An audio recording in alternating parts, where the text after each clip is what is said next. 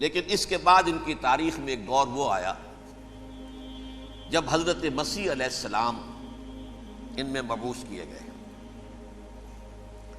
یہ 1400 سالہ تاریخ کا کلائمیکس ہے یہود کی۔ جب کتاب انہیں دی گئی تھی تورات حضرت موسیٰ کے ذریعے، وہ 1400 قبل مسیح کا واقعہ ہے۔ اس وقت سے لے کر اللہ کا وہ فضل ان پر ہوا کہ کوئی ایک لمحہ ایسا نہیں آیا 1400 برس میں کہ ان کے ہاں کوئی نہ کوئی نبی موجود نہ۔ یہ تار ٹوٹا ہی نہیں، 2 سے شروع ہوا، موسیٰ ہارون علیہ السلام، اور 1400 برس کے بعد پھر آخری 2 ہیں، عیسیٰ اور یحییٰ علیہ السلام، یوں سمجھ لیجئے۔ اور اس کے درمیان یہ تار ہے، اور اس تار میں کوئی ایک لمحہ ایسا نہیں آیا کہ کوئی نبی موجود ہو۔ اس میں اتار چڑھاؤ بہت سے آئے ہیں، اس کا وہ میرا موضوع نہیں ہے اس وقت۔ قبل مسیح کی تاریخ جو ہے وہ میرا موضوع نہیں ہے۔ قرآن مجید میں سورہ بنی اسرائیل کے پہلے رکوع میں اس کا تذکرہ موجود ہے۔ وَقَضَيْنَا إِلَىٰ بَنِي إِسْرَائِيلَ فِي الْكِتَابِ لَتُفْسِدُنَّ فِي الْأَرْضِ مَرَّتَيْنِ وَلَتَعْلُنَّ عُلُوًّا كَبِيرًا، 2 مرتبہ ان پر عذاب کے کوڑے برسے۔ پہلے اشوریوں کے ذریعے سے جو شامی تھے، سیرینز اشوری کہلاتے، پھر بابلیوں کے ذریعے سے یعنی عراقیوں کے ذریعے سے، بیبیلونیا نام تھا عراق کا پہلے، ان پر بہت بڑی بڑی تباہیاں آئیں، اللہ تعالیٰ کی طرف سے عذاب آئے۔ اس کے بعد پھر دوسرے دور میں دوسرا اقتدار کا دور آیا، خربستیاں بڑھ گئیں، تو پہلے گریکس کے ذریعے سے، یونانیوں کے ذریعے سے، اور پھر رومیوں کے ذریعے سے پسوایا گیا۔ یہ دور گزر چکے تھے ان پر، 2 عروج کے دور اور 2 زوال کے دور۔ میری چھوٹی سی کتاب ہے تنظیم اسلامی کا تاریخی پس منظر، 6-7 روپے کی ہوگی، اس کو آپ دیکھیں گے تو اس میں اس کا پورا نقشہ آپ کو مل جائے گا۔ ویسے تو یہ کہ میری جو ذرا بڑی کتاب ہے سابقہ اور موجودہ مسلمان امتوں کا ماضی، حال اور مستقبل، اس میں نے ان معاملات پر بڑی تفصیل سے بحث کی۔ بہرحال یہ جو دور تھا ان کا 1400 سالہ، وہ اونچ نیچ سے ہوتا ہوا جب آیا ہے حضرت مسیح کی بعثت پر، تو ان کی شرارت کی انتہا یہ ہو گئی کہ اللہ تعالیٰ نے مسیح کو رسول بنا کر بھیجا، رسولاً الی بنی اسرائیل۔ حضرت موسیٰ اور حضرت عیسیٰ کے درمیان رسول کوئی نہیں ہے، سب نبی ہیں۔ حضرت موسیٰ رسول تھے اور حضرت عیسیٰ رسول ہیں۔ درمیان میں داؤد ہو، سلیمان ہو، یشعیاہ ہو، زکریا ہو، یہ سب نبی ہیں، یحییٰ نبی ہیں، رسول نہیں ہے۔ لہذا وہ شہید کر دیے گئے، رسول شہید نہیں ہو سکتا، قتل نہیں ہو سکتا۔ لیکن عیسیٰ اور موسیٰ کے درمیان 1400 برس ان کے جو ہیں، اس کا کلائمیکس ہے حضرت مسیح علیہ السلام کی بعثت، اور حضرت مسیح علیہ السلام کو جسے اللہ نے اپنی روح قرار دیا، روح منہ، کلمتہ القاہا الی مریم، اللہ کا کلمہ، عظیم ترین معجزات۔ انہوں نے کیا کہا؟ یہ ولد الزنا ہے، حرام زادہ ہے، معاذ اللہ، نقل کفر نہ باشد، یہ جادوگر ہے، یہ مرتد ہے، یہ واجب القتل ہے۔ اصل حکومت اس وقت رومیوں کی تھی حکومت، لیکن انہوں نے انہیں آٹونومی دے رکھی تھی، اپنے مذہبی معاملات تم خود طے کر سکتے ہو۔ تو کائفاس جو اس وقت کا ان کا ہیڈ ربائی تھا سب سے بڑا، اس کی عدالت نے فیصلہ کیا مسیح کو سولی چڑھا دیا جائے۔ پائلیٹس پونٹس، اس کے پاس ان کی ازداشت پہنچ گئی، یہ ہمارا مجرم ہے مذہبی، یہ مرتد ہے، یہ کافر ہے، یہ جادوگر ہے، یہ واجب القتل ہے، اسے قتل کرو، سولی چڑھا دو۔ خیر وہ لمبی بات ہو جائے گی، اس نے تو اپنے ہاتھ دھوئے کہ صاحب ہمارے پاس کوئی جرم نہیں ہے اس کے خلاف، تم کہتے ہو تو ٹھیک ہے، سولی چڑھا دیتے۔ یہ دوسری بات ہے کہ اللہ نے حضرت مسیح کو اٹھا لیا آسمان پر، ان کی جگہ وہ شخص سولی چڑھا جس نے غداری کر کے گرفتار کروایا تھا، جوڈاس اسکیریوٹ، اس کی شکل اللہ نے بدل دی، حضرت مسیح کی سی، اور حضرت مسیح کو فرشتے اٹھا کے اوپر لے گئے، وہ زندہ آسمان پر اٹھا لیے گئے۔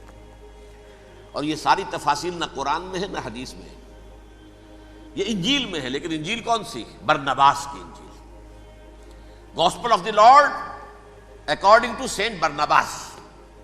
یہ حواریین مسیح میں سے تھے، لیکن عیسائی ان کو تسلیم نہیں کرتے، ان کی بائبل کو صحیح نہیں مانتے، کینونیکل نہیں مانتے۔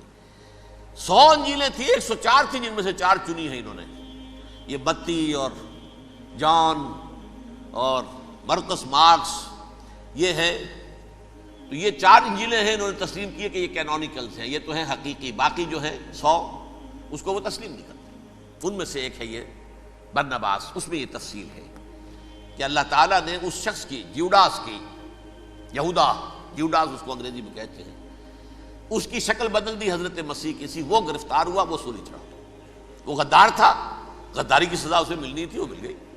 حضرت مسیح کو فرشتے 4 اٹھ رہے ہیں، جس کوٹڑی میں حضرت مسیح مقیم تھے، ایک باغ کے اندر روپوش تھے، اس کی چھت پھٹی ہے، 4 فرشتے آئے ہیں، حضرت مسیح کو اٹھا کر لے گئے ہیں، چھت برابر ہو گئی ہے، اس کے بعد وہ شخص پکڑا گیا۔ بہرحال حضرت مسیح کو اللہ نے اٹھا لیا آسمان۔ لیکن وہ دن ہے کہ اس قوم کو اب مغضوب علیہم قرار دے دیا گیا۔ نوٹ کر لیجیے، اصل میں تو ہونا یہ چاہیے تھا کہ رسول کی جان کے درپے جب کوئی امت ہو جاتی تھی تو اللہ کا قاعدہ یہ تھا کہ اس امت کو نسیہ منسیہ کر دیا جائے۔ حضرت نوح کی قوم کو ختم کیا یا نہیں؟ حضرت ہود کی نگاہوں کے سامنے قوم عاد برباد کی گئی یا نہیں؟ حضرت صالح کی نگاہوں کے سامنے قوم سمود برباد ہوئی؟ یہ اللہ کا قاعدہ رہا۔ سدوم اور عمورہ کی بستیاں حضرت لوط علیہ السلام جہاں بھیجے گئے، مدین کا علاقہ جہاں حضرت شعیب بھیجے گئے، اہل فرعون جن کی طرف موسیٰ کو بھیجا گیا، سب ہلاک کر دیے گئے۔ کیونکہ رسولوں کے بارے میں اللہ کا نبیوں کے بارے میں یہ بات نہیں ہے۔ نبی آیا، اس نے دعوت دی، جس نے مان لیا اچھا کیا، اپنے لیے اچھا کیا، نہیں مانا اس کی اپنی جو ہے عاقبت برباد ہو گئی۔ دنیا میں کوئی فیصلہ اس کا نہیں ہوتا، لیکن رسولوں کا معاملہ یہ ہوتا ہے کہ دنیا میں وہ اللہ کی عدالت بن کر آتے ہیں، مانو گے تو بچو گے، نہیں مانو گے ہلاک ہو جاؤ۔ تو اس اعتبار سے وہ مستحق تو ہو چکے تھے اس کے کہ انہیں ہلاک کر دیا جائے۔ اب اللہ کی کوئی خصوصی مشیت ہے، اس میں کیا حکمت ہے، وہ ہے ایک حکمت، میں بعد میں اگر وقت ہوا تو بتاؤں گا۔ فیصلہ یہ کیا اللہ نے کہ حضرت مسیح کو تو اٹھا لیا زندہ، اور ان کی رسی ابھی مزید دراز کر دی کہ ان کو ابھی مہلت دے دی کہ تمہیں آخری استیصال، جس کو عذاب اکبر کہتا ہے قرآن، سورہ سجدہ جو حضور ہر جمعے کی پہلی رکعت میں فجر میں پڑھتے تھے، وَلَنُذِيقَنَّهُم مِّنَ الْعَذَابِ الْأَدْنَىٰ دُونَ الْعَذَابِ الْأَكْبَرِ لَعَلَّهُمْ يَرْجِعُونَ۔ چھوٹے چھوٹے عذاب اور ایک بڑا عذاب، جبکہ قوم بالکل برباد، نسیہ منسیہ، کأن لم یغنوا فیہا، ایسے ہو جائیں جیسے کوئی تھے ہی نہیں آبادیاں، لا یرا الا مساکنہم، اب ان کے مسکن نظر آتے، مکین نظر نہیں آتے۔ یہ عذاب اکبر جو ہے وہ ان پر نہیں آیا، حالانکہ وہ مستحق ہو گئے تھے اسی وقت۔ اس کو یوں سمجھیے کہ کسی شخص کو پھانسی کا حکم تو ہو جائے، ایگزیکیوشن نہیں ہوتا ہے، کئی سال گزر جاتے ہیں پڑے ہوئے، اور معاملات جو ہیں وہ چلتے رہتے ہیں۔ یہ معاملہ ہوا اس کے ساتھ، ورنہ یہ مستحق ہو چکے تھے آخری بربادی تباہی کے، عذاب استیصال، جڑ سے کاٹ دینے والا عذاب، وہ آ سکتا تھا ان پر اسی وقت، لیکن اللہ نے ان کی مہلت دراز کی ہے۔ لیکن اس کے بعد اللہ نے ان کو ایک اور موقع دیا۔ 600 برس بعد حضرت مسیح کے محمد الرسول اللہ صلی اللہ علیہ وسلم کی بعثت ہوئی، اور یہ میں سمجھتا ہوں کہ اس قوم پر اللہ کا اتنا بڑا فضل تھا، اتنا بڑا فضل تھا، اتنا بڑا فضل تھا۔ اب پھر ایک موقع دیا، عسیٰ ربکم ان یرحمکم وان عدتم عدنا، دیکھو اب بھی تمہیں ہم ایک موقع دے رہے ہیں، تمہارا رب تمہارے اوپر اب بھی فضل کرنے کو تیار ہے، رحم فرمانے کو تیار ہے۔ ان ھذا القرآن یہدی للتی ہی اقوم، اس قرآن کے سائے میں آ جاؤ، یہ شاہدرا ہے ہدایت میں آنے کا، اس میں داخل ہو جاؤ، محمد کی تصدیق کرو صلی اللہ علیہ وسلم، دامن محمدی میں آ جاؤ، اب بھی ہم تمہارے گناہ بخش دیں گے۔